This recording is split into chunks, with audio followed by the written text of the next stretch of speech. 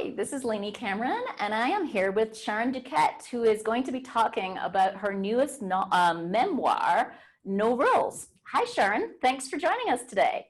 Hi, Lainey. Good to be here. Thank you for I having am. me.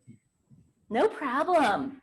And where are you joining us from, and what are you drinking at this time of day? Well, I am in Connecticut and it's very hot. So right now I have a nice glass of iced lemon water.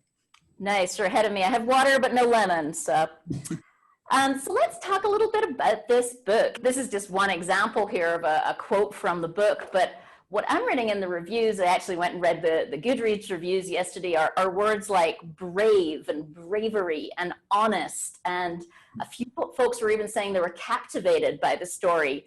It's a really fascinating story, and it's your story. It's your experience of leaving home at, was it 16 years old?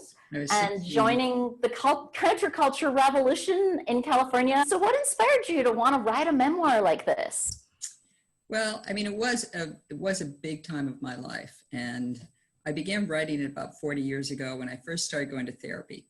My therapist said to me, I can't help you unless we resolve your past hurts, because you obviously have a lot of issues from in the past, and you need to start expressing those things. And what's the best way for you to do that? And I said, well, I write. That's the way I always express myself. So I had been journaling, and I always wrote all of my life. So I started writing about that time. And then I wrote, at that time, I just started writing pen on paper and stuffed it in a drawer. And then later on got a computer, and someone I gave it to read said, you've got to keep going with this story. So I did. So it took me many years actually to write it, and it evolved the reason I was writing it. So over time, what I realized in the end that I wanted to portray was my awakening to feminism and the growth of my own strength and the recognition of that. And I also wanted to portray an era that I think is very misunderstood a lot of times, and the contributions that came from that time frame, particularly in regards to feminism. And it's set in the 1970s, through the first half of the 1970s, right? First part of the 1970s, which is nowadays it's called second wave feminism. Oh, interesting. I've never heard that term. Yeah. And how did you decide what to include versus not, right? When you're dealing with a real life and years of experiences, how did you decide what made the cut? Well, that was a challenge. In fact, when I did the whole first draft, or most of the first draft, and I finally sat down and counted, I had 170,000 words, which is about what you have in two books. But it wasn't really two books. I mean, I just overwrote and included way more things than I needed to have there. So how I finally figured out, once I understood what it was I wanted my reader to take away from the book, and that was my awakening to feminism, then I went back through and I started cutting scenes and chapters and characters, and then expanding others, focusing more on that. And even though some of them don't really seem like it's focusing on feminism, it has a lot to do with setting the stage for why that awakening was needed. Because you kind of, with any good story, you need to know how far a character has fallen before they can begin to rise back up. So the reader has to go with me on that spiral.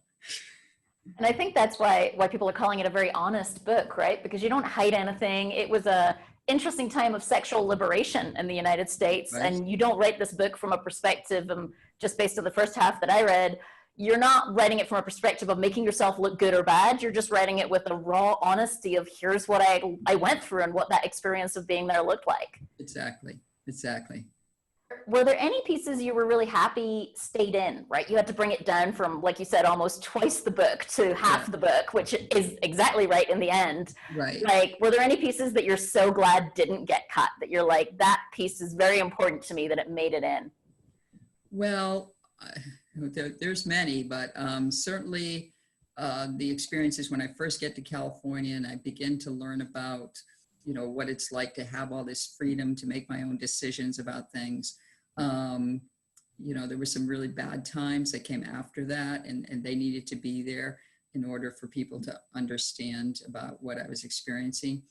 But mostly was when we get to the part where I'm living on a commune and I really begin to feel and learn about and experience about the women's liberation that was happening at that time and the consciousness raising and all that kind of thing that was going on.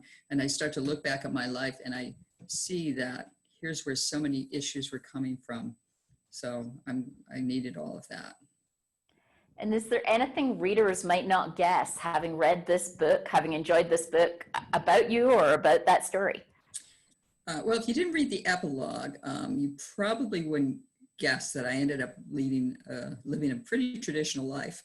I'm married, I have children and grandchildren, and I worked in corporations and worked in technology field. I became a leader in my field, in fact. So that was, but I think all of that really kind of ties back to the fact that those experiences, taught me about being a strong woman and paid off for me in that way.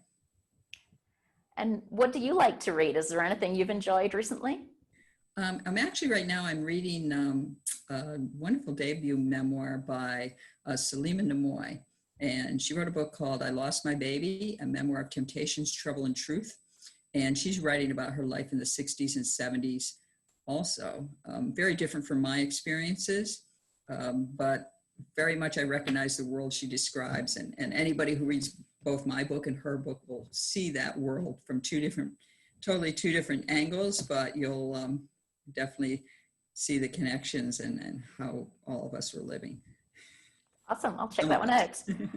And what about the craft of writing? This is your first full-length book, right? Although I think you're working on a novel or something coming after this, right? Yes, I am. What I found from this book, what really made it start to work was when I realized that I had to connect with the character. I had to show the character inside as well as physically what's happening, because if you don't get to know the character from the inside out, then you can't be on that trip with that person. You can't experience what they're feeling. You can't experience the growth and so forth. So that to me was probably one of the most important things that I learned from writing over the years. And it took many classes, and I worked in a critique group, and I took a lot of workshops and things over the years. So it was very helpful to me doing all of those. That's great. And is there anything I haven't asked you that you might want to say to readers, or anything we haven't covered? Well, I'd just like to mention that I am working on a novel. This is a novel that's going to be focused on climate change. And I also write a blog. And talking of which, you're very active on Instagram. I think that's actually how you and I met originally, possibly, is on Instagram. Yes, and I love hearing from readers. So if you go to my profile, you'll see the link tree, and you can contact me through email and all kinds of other social media if Instagram's not your thing, but you're here, so it probably is.